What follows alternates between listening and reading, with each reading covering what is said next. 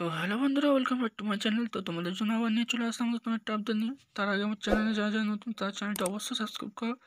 তাজপুর গ্রাম পঞ্চায়েতে, ঠিক আছে, ট্যাক্স কাটার লোক নিয়োগ, মানে আদায় সরকার যেটা, সে নিয়োগ 2 বছর চুক্তির, ঠিক আছে। তো লাস্ট ডেট হচ্ছে 22/2/2024 বিকেল 5টার মধ্যে। তোমাদের এটা স্থান হচ্ছে হাওড়া জেলার তাজপুর, আমতা টু হাওড়া, ঠিক আছে। আবেদনকারী ন্যূনতম যোগ্যতা গ্রাম পঞ্চায়েতের এলাকায় স্থানীয় বাসিন্দা হতে হবে। শিক্ষাগত যোগ্যতা মাধ্যমিক পাস, আর বয়স 25 বছর। গ্রাম পঞ্চায়েতে কাজের অভিজ্ঞতা থাকলে অগ্রাধিকার, যদি থাকে তো খুব ভালো।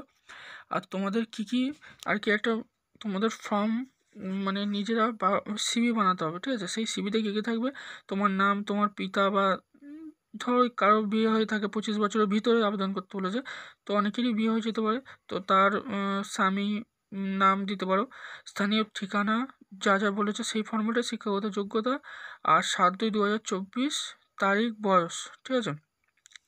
তোমাদের 7/2/2024 তারিখে দাঁড়িয়ে কত বয়স, সেই মানে আজকে ধরো 15 তারিখ, তোমাদের 7 তারিখে, ফেব্রুয়ারি মাসের 7 তারিখে অবধি তোমাদের কত বয়স ছিল সেই অনুযায়ী দেবে।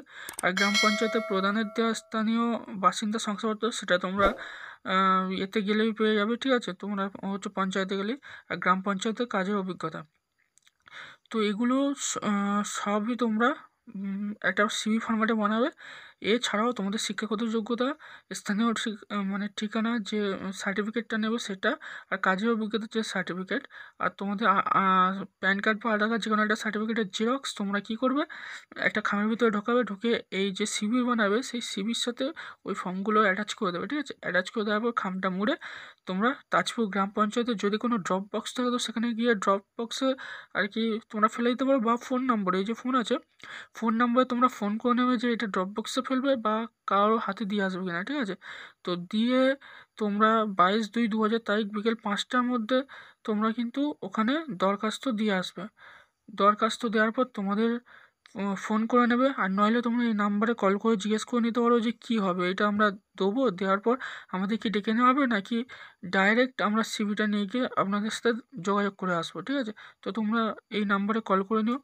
আর যারা কিন্তু তাজপুর আমতা জেলার বাসিন্দা তারাই কিন্তু একমাত্র আবেদন করতে পারবে। তো আজকের ভিডিওটা এত অবধি, আবার দেখা হচ্ছে নতুন কোনো ভিডিও নিয়ে।